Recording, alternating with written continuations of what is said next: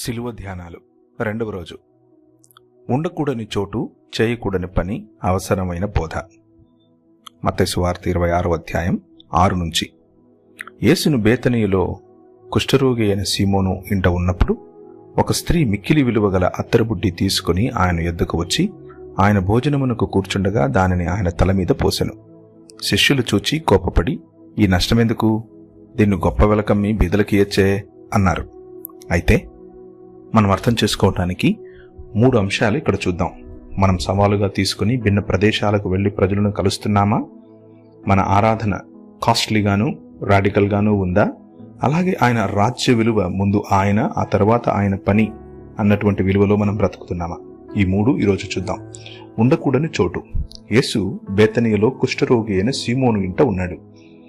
ఆ రోజుల్లో మత పెద్దలు, పరిశుద్ధులుగా చెప్పుకునేవారు కుష్ఠరోగులను తాకరు, కుష్ఠరోగుల ఇళ్లకు వెళ్లరు, కుష్ఠరోగులతో మాట్లాడరు.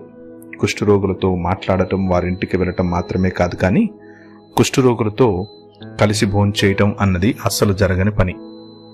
కానీ ప్రభు అయిన యేసు ఆ ఉండకూడని చోటున ఉండటం కోసమే వెళ్ళినట్లుగా మనకు తెలుస్తోంది. ఆయన చేయకూడని పని ఆయన చేస్తున్నాడు.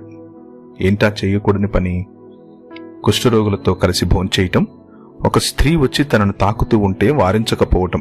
ఒక స్త్రీ మిక్కిలి విలువగల అత్తరు బుడ్డి తీసుకుని ఆయన వద్దకు రావటమేమిటి? ఆయన భోజనమును కూర్చొని ఉండటమేమిటి? దానిని ఆయన తల మీద పోయటమేమిటి? ఆ స్త్రీ ఆయన తల మీద పోస్తూ ఉంటే ఎంతవరకు ఆయన సహించగలిగాడు? ఎంతవరకు ఆయన దానిని అంగీకరించాడు? ఆనాటి మత పెద్దలు అలా అంగీకరించటం ఇష్టపడేవారు కాదు. అది ఆయన చెయ్యకూడని పని. కానీ యేసు దానిని చేయటానికి ఇష్టపడుతున్నాడు. ఆయన భోజనమునకు కూర్చుని ఉన్నాడు. ఆమె వచ్చి ఆ ఖరీదైనటువంటి అత్తరును పూసింది, లేకపోతే తలపై పోసింది. ఇప్పుడు మనం సవాలుగా తీసుకోవాల్సినటువంటి, మనం నేర్చుకోవాల్సినటువంటి కొన్ని అంశాలు. మీరు ఒకవేళ ఫాస్టింగ్ లేక ఉపవాసం చేయాలి అని అనుకుంటే, మీరు కట్టుకున్నటువంటి ఈ అడ్డుగోడలకు ఉపవాసం చేయండి.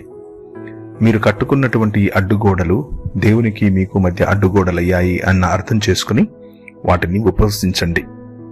మీరు వెళ్లాల్సినటువంటి చోట్లకు వెళ్ళండి.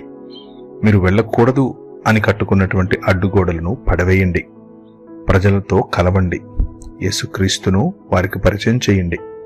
రెండవదిగా, మీ ఆరాధన కాస్ట్లీగా మరియు రాడికల్గా ఉందా, లేక కేవలము మాటల వరకు మాత్రమే ఆగిపోయేటటువంటి ఆరాధనగా ఉందా? ఈ స్త్రీ తనకున్నటువంటి యావత్తులోనూ చాలా ఎక్స్పెన్సివ్, చాలా కాస్ట్లీగా ఉండేటటువంటి, అలాగే చాలా రాడికల్గా, అనగా సాధారణ పద్ధతికి భిన్నంగా క్రీస్తును ఆరాధిస్తోంది. ఆమె ఆరాధన ఆయనను మరణ పునరుత్థానాలకు అభిషేకించే ఆరాధనగా కనిపిస్తోంది.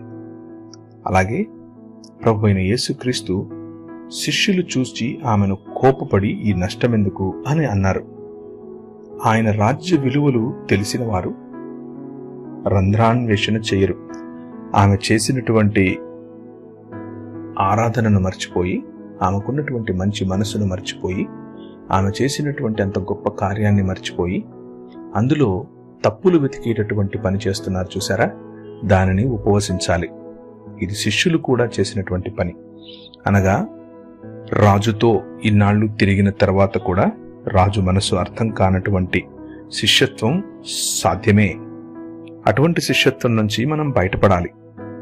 ప్రభువైన యేసు మనకిస్తున్నటువంటి పిలుపు ఇటువంటి మనుష్యత్వంను దూరం చేసుకుని నిజమైన రాజ్య విలువలు కలిగినటువంటి మనుష్యత్వం వైపుకు రావాలి. అందులో భాగం ఆరాధన. అందులో భాగం రాడికల్గా ఆరాధన చేయటం. అందులో భాగం సవాలుగా తీసుకుని భిన్న ప్రదేశాలకు వెళ్లి భిన్న ప్రజలను కలవటం.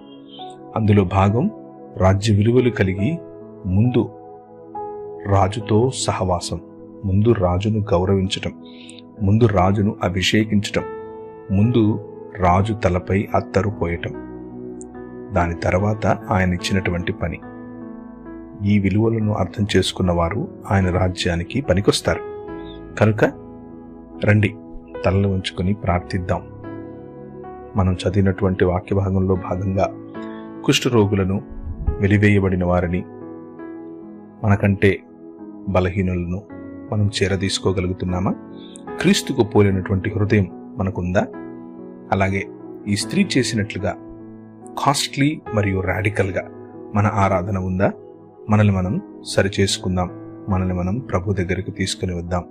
అలాగే మన రాజ్య విలువ ముందు రాజుతో పరిచయం, ఆ తర్వాతే ఆయన ఇచ్చిన పని అన్న దిశగా వెళుతుందా? లేక మనకు నచ్చిన విధంగా మనం పని చేసుకుంటూ పోయి రాజుకే చేస్తున్నాం అన్న ఊహలో బ్రతుకుతున్నామా? వీటిని మనం ప్రభు దగ్గర పెట్టి ప్రార్థనలో గడుపుదాం. తల్ల ఉంచుకుంటే ప్రార్థించుకుందాం. కృపగలిగిన తండ్రి, మాతో మాట్లాడండి, మాకు నేర్పండి. ఈ శిలువ ధ్యానాల కార్యక్రమంలో భాగంగా మా వైఖరిని, మా ఆలోచన విధానాన్ని మేము ప్రశ్నించుకుంటున్నామయ్యా. మాతో మాట్లాడి మమ్మల్ని సరిచేసి మాకు సరైన మార్గదర్శనం చేయమని మీకే సకల స్తుతి, మహిమ, ఘనత, ప్రభావాలు చెల్లిస్తూ యేసు నామమున ప్రార్థిస్తున్నాము తండ్రి.